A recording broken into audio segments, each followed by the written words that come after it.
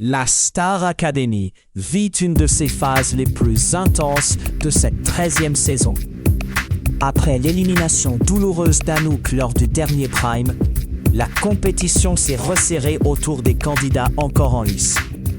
Mais un élément nouveau vient bousculer les règles du jeu et pose une question majeure sur l'équité et la stratégie dans cette émission. Lors des derniers quarts de finale, le meilleur élève des évaluations a obtenu un avantage inédit, celui de choisir son adversaire pour la demi-finale. Une décision qui, au-delà de son aspect spectaculaire, révèle beaucoup sur les mécanismes internes de la Star Academy, la pression exercée sur les élèves et les conséquences concrètes sur leur parcours. Avant d'aller plus loin, si vous suivez la Star Academy de près, pensez à vous abonner pour ne rien manquer de cette saison palpitante et de ses coulisses. Pour comprendre l'enjeu, il faut revenir aux bases du fonctionnement de la Star Academy. Depuis ses débuts, l'émission repose sur un équilibre fragile entre épreuves artistiques, vote du public et décision du jury. Chaque Prime est un moment clé où les élèves se mesurent sous le regard attentif des professeurs et des téléspectateurs. Traditionnellement, les élèves sont évalués selon leur performance et ceux qui obtiennent les moins bons résultats se retrouvent nommés, exposés au vote du public qui décide de leur sort. Mais cette saison, la production a introduit une subtilité stratégique. Le meilleur élève lors des évaluations du mardi peut choisir qui il affrontera en demi-finale. Cette nuance qui peut sembler anodine modifie profondément la dynamique de la compétition. Lors des évaluations du 13 janvier, c'est Sarah qui a décroché cette victoire symbolique. Sa prestation sur OK Love You Bye d'Olivia Dean a marqué les esprits, au point que Michael Goldman lui-même a souligné à quel point elle avait donné l'impression d'être en concert et non simplement en train de passer une épreuve. Ce n'est pas un hasard. Sarah a clairement exprimé son univers artistique, sa volonté de s'approprier des chansons à forte charge émotionnelle, mêlant puissance vocale et présence scénique. Ce choix artistique, parfaitement assumé, a séduit autant les professeurs que le jury, qui ont validé sa première place. Mais cette victoire ne la met pas à l'abri du vote du public lors des quarts de finale. En effet, contrairement aux habitudes, cette fois-ci, aucun candidat n'a été nommé officiellement. Et tous, Ambre, Bastian, Sarah et Victor, sont soumis au vote. Si Sarah venait à être éliminée, le privilège de choisir son adversaire reviendrait alors au deuxième meilleur élève, dont le nom reste encore secret. Cette nouvelle règle reflète une volonté claire de la production de complexifier le jeu et d'augmenter la tension psychologique pour les candidats. Cela signifie que chaque évaluation ne se limite plus à une simple note ou à une appréciation artistique, mais devient un enjeu stratégique crucial. Le fait de pouvoir choisir son adversaire peut sembler avantageux, mais cela implique aussi une responsabilité supplémentaire. Il faut anticiper, calculer et gérer un stress immense. Ce pouvoir peut se transformer en une arme à double tranchant, car il expose aussi le candidat à des réactions hostiles ou à une pression accrue de la part des autres élèves.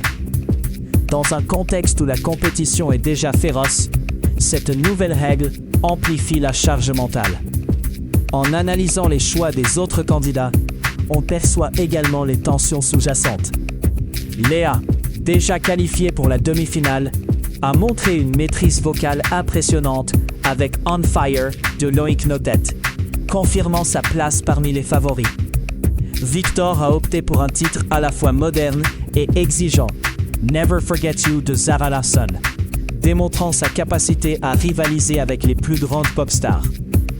Bastian, quant à lui, jongle avec une carrière naissante en parallèle, ce qui ajoute une dimension supplémentaire à son parcours à la Star Academy. Malgré quelques erreurs, sa prestation a su convaincre. Ambre, plus discrète, mais non moins talentueuse, a choisi une chanson sans artifice, privilégiant l'émotion brute. Chaque prestation témoigne d'une personnalité artistique distincte, mais aussi d'une pression constante pour se démarquer dans un environnement où la moindre faiblesse peut coûter cher. Ce que la production ne montre pas toujours à l'écran, c'est l'impact psychologique de ces nouvelles règles. Les élèves sont constamment sous surveillance, non seulement de la production et du jury, mais aussi des caméras et du public.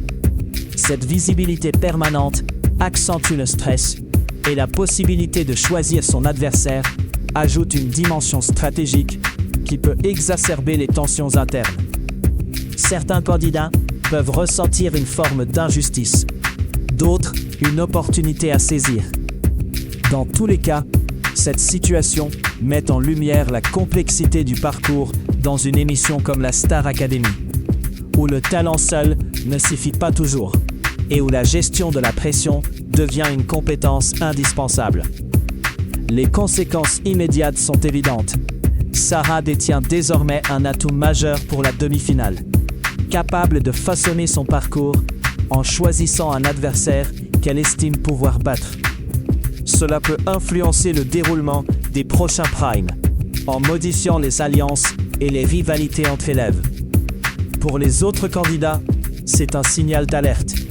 La compétition ne fait que s'intensifier, et chaque détail compte.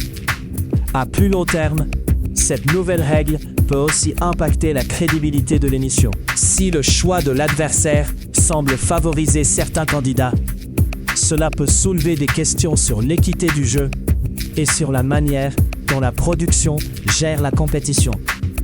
Le public, qui reste le juge ultime, devra décider si ces innovations renforcent le spectacle ou fragilisent la confiance dans le programme. À l'approche de la finale prévue le 7 février, il est donc crucial d'observer comment cette nouvelle dynamique va évoluer. Va-t-elle modifier les stratégies des candidats? Comment le public va-t-il réagir face à cette forme de pouvoir accordée aux élèves? Et surtout, quels enseignements cette saison apporte-t-elle sur la manière dont la Star Academy continue de s'adapter face à des attentes toujours plus exigeantes, tant du côté artistique que du côté humain? Ces questions restent ouvertes, mais elles montrent à quel point la Star Academy est bien plus qu'un simple concours de chant. C'est un véritable laboratoire où se confondent talent, personnalité et stratégie, sous le regard impitoyable de la production et du public. Pour ne rien manquer des prochaines étapes de cette saison, n'hésitez pas à vous abonner. La suite s'annonce riche en émotions et en rebondissements. Et chaque décision prise dans les coulisses pourrait bien changer la donne. Cette 13e saison de la Star Academy n'est pas seulement un spectacle. C'est une démonstration de ce que la compétition exige réellement aux artistes en herbe. Un mélange subtil de talent, d'endurance mentale et de capacité à naviguer dans un univers où chaque choix peut devenir déterminant.